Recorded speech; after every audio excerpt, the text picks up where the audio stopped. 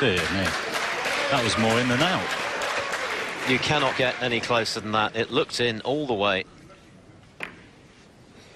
Little unlucky there, Selby. How's that not gone in? I can't believe that hasn't dropped. Well, I was about to say, Phil, looking at the stats, obviously Mark needs what he did to do what he did back in 2008. It's 8 years ago now, when he was 8-5 down to one, he won 9-8. Yeah, 3 down with 4 to play, a similar scenario. But the mood O'Sullivan's in, I think it's going to be even more difficult for Selby today than it was that evening in the final. And what a pot that was.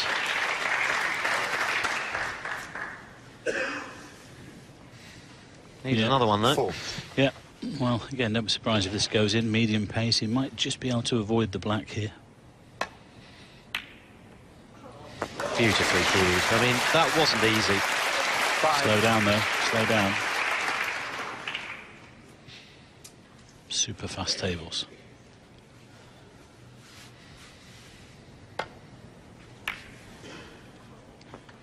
Couldn't have hit that much better. Oh, wow. Chose to attack, knowing there was a red at the back of the pack, but he's hit that sweet as a nut. He's so confident at the moment. Knowing he'd leave this red for Selby if he missed. I don't think O'Sullivan's long game has ever been better than it is right now. 40 years of age, but the eyesight is still very reliable.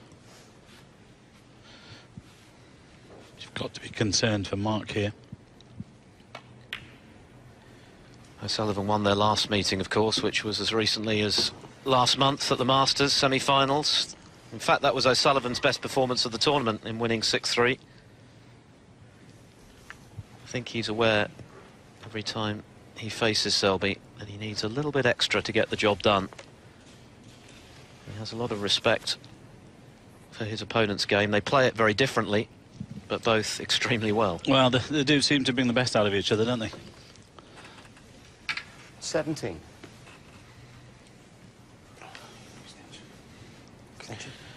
O'Sullivan stretching a little too far, so he's asked referee Paul Collier for a bit of assistance.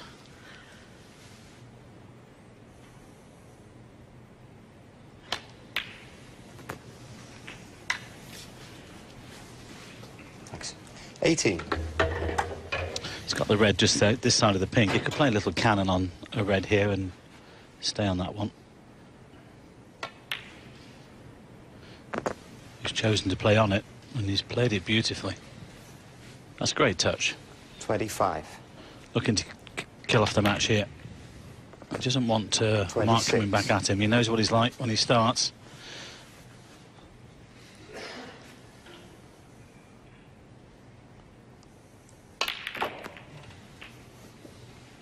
He's got them.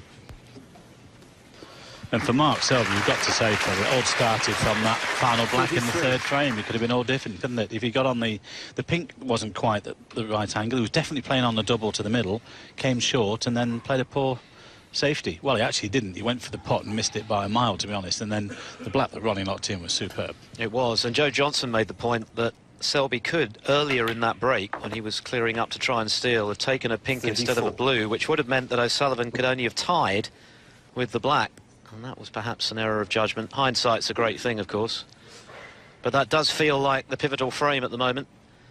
Had Selby won it, he was guaranteed at least a share of the spoils at the interval. And we know, don't we, that at this level, it doesn't take much. But it's the pace at which O'Sullivan is punishing his opponent's errors this week. It's frightening. It's intimidating. 39. This match is nearly done. 40. Well, I think you could probably count on one hand the unforced errors that he's made all of this tournament. In fact, I think he played the last match. There was more mistakes than one frame that he's made in the whole tournament. The first frame that he lost, yeah. Remember, I think, yeah, we're right. You We'll take that 47. One out of the equation, but if you take that out, that frame, he hasn't missed much once he's in. And even you needed a fluked black to win it, even after 48. All those mistakes. Well, it is sublime stuff from O'Sullivan, and he's closing in a hurry here on a place in the semi-finals. meeting with either Joe Perry or Ben Wollaston. Last year's runner-up 53. beckons, if he makes it. And of course, 54. the semis played tomorrow, both of them over the best of 11 frames, the first to 6, so a little bit more wiggle room. The final over the best of 17. Into the pack he goes. And that should be 59. the killing thrust from O'Sullivan.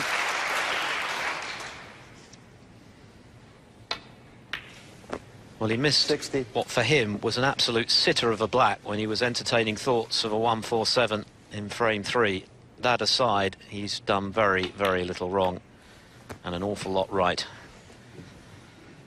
And this already 67. is match ball. 68. Fabulous stuff. He's just taken down the world #1 by some margin in 75. the blink of an eye. 76. Who's going to stop him? That is the question. Well, we know Neil Robertson is playing fabulously well. We saw that earlier against Ding Junhui. 83. And of course, they're on a collision course to meet in the final on Sunday. What a match 84. that would be if it happens. There are plenty of other players who'll have other ideas. But it's going to take something special if O'Sullivan keeps this up to deny him a 4th Welsh Open title. 91. Yeah, we've just sort of been waiting all week for him to play a sort of mediocre or a bad session, but he hasn't. It's as simple as that. He's maintained that standard, or this standard, I should say, all the way through the week. Fitting 98. that he should finish with the 3-figure break. 99. And listen for the roar when this pink disappears.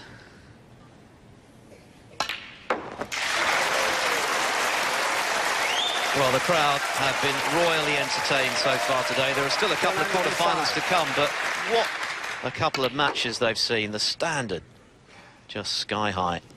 107. Selby started with a century, but that's the only frame he's won.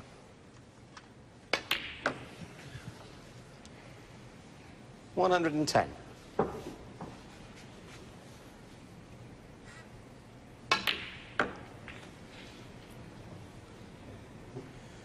114.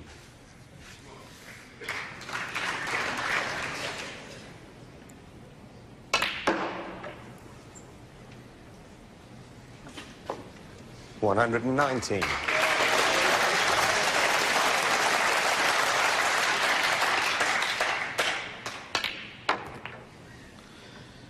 'Round the angles for the black. 125. Making them talk.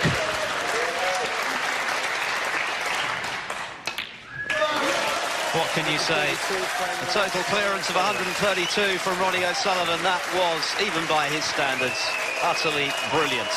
Mark Selby didn't play badly, but he was punished for every error he made. And Ronnie O'Sullivan marches into another major semi-final. He's beaten Mark Selby 5-1.